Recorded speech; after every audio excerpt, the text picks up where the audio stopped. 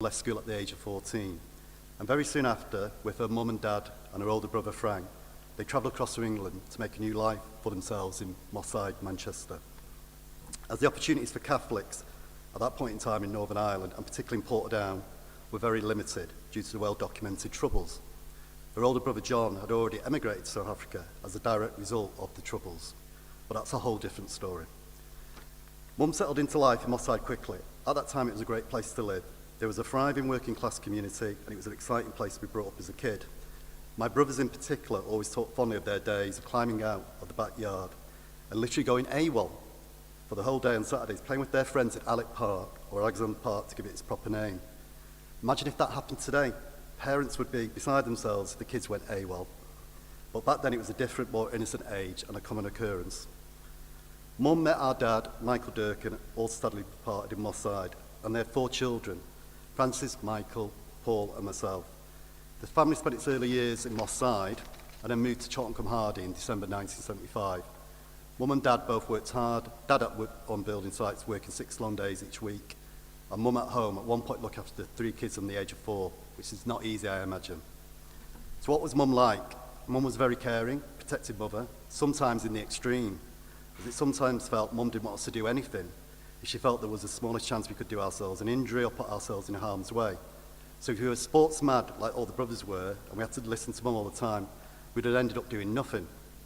As kids, we all wanted for nothing, and we had all fond memories of our childhoods. Frances remembers being regularly taken to Lewis's in Manchester for a treat with her brothers Mike and Paul for a Knickerbocker glory. It obviously made a lasting impression on Frances, given even now she can remember small details, such as in her own words, "It was lovely. It consisted of custard, jelly, vanilla ice cream, fresh cream, and on the top, chopped nuts with a cherry on top. I'm sure we'd all like a Knickerbocker glory now."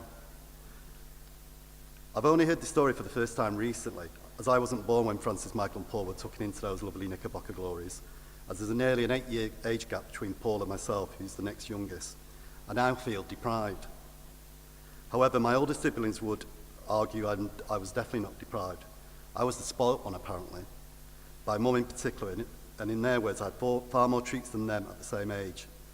At one point, the blatant fairness of this, in my brothers' eyes, meant they decided when my protector was out, i.e. my mum, if you come to the bowling green later. Needless to say, I won't be having it again. As we started to grow up, Mum had a number of jobs. Some of them meant Mum worked through the night at places like Brook Bond Tea, but I particularly remember Mum working at Smith's Chris, because the most important thing about Mum working at Smith's Chris, for all of us, was every night home a massive box of crisps. Well over 30 bags of different flavoured crisps would be in the box, so we all know. She taught us all the difference between right and wrong, and also about fairness. We all had respect for our Mum and Dad. We certainly never wanted to get on their wrong side. Being a quick runner, I needed to be that day. As I touched on earlier, Mum was academically bright and had a good command of English. Although not a natural public speaker, if Mum thought something was wrong or not fair, she would be prepared to step forward. One such example was with my primary school, English Martyrs. It had been earmarked to be closed. The closure was timetabled to happen after I'd left English Martyrs, so it wasn't going to affect my schooling. But Mum felt very strongly that it was wrong that the council had decided to close the school. A public consultation meeting was called to debate the closure of the school. I attended it with Mum with a lot of... She enjoyed doing things that challenged her mind. Also, for a number of years, Frances and Mum really enjoyed attending. Mum also loved regularly jumping on buses to visit places and to shop in all the areas around Greater Manchester. And in later years, Frances would also join Mum on their very many and far and wide travels on local buses, which sometimes would even take them to Yorkshire. Mum could also talk, and when I say she could really talk. She would love to regale stories to all of us in great detail and at great length. The only problem being that sometimes we'd heard the stories many times before. Well, that didn't stop Mum telling the story again in microscopic detail. But we all knew it'd be easier just to listen to the story again rather than to argue with Mum that we'd heard it before. So when all the brothers had left home, the storytelling moved to mainly being on the phone. There were long calls where Mum talked and we just listened. If I'm being honest, sometimes when my mum rang, I would think I could do without listening to Mum on the phone again for half an hour or so, telling a story I've already heard 5 times previously. But when Mum's depression started to hit about 10 years ago, to the extent she just stayed in the house and didn't want to speak to anyone on the phone anymore, then I started to regret feeling like that. Because instead of Mum being always the one to ring us, the call suddenly stopped. as her state of mind meant she no longer wanted to ring. We all knew that didn't mean Mum loved us any less, but unfortunately the disease she was suffering from well and truly got hold of Mum. So there's a lesson in there for all of us, as I know Francis, Michael, Paul and me would love to listen to Mum one last time, going on about whatever was on her mind, even if we'd heard the story 10 times before. So Mum, along with our dad, always did their best for us. They were good, kind, hard-working people who never had things easy. They brought us up well and gave us opportunities that they never had. And in the memory of our mum and dad, I know we'll all do our best to lead good lives and enjoy life, as life is a God-given special gift. We will also try our best to bring up our children the way Mum and Dad would have wanted. Thank you.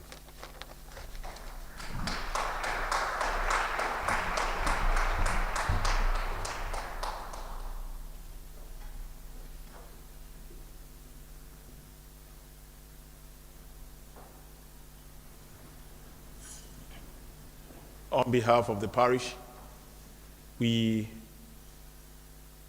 thank you all for granting her wish by bringing her to the house of God for this Requiem Mass. I want to thank the members of the family and also the friends who are here, especially Francis for the reading, Paul, Grace, Maddie, Luis, and John for making this celebration worthwhile. You've done very well, and I believe that Dimpna will be happy with all of us for giving her a befitting Requiem Mass. May her soul and the souls of all the faithful departed, through the mercy of God, rest in peace. Amen. Let us now stand for the final commendation.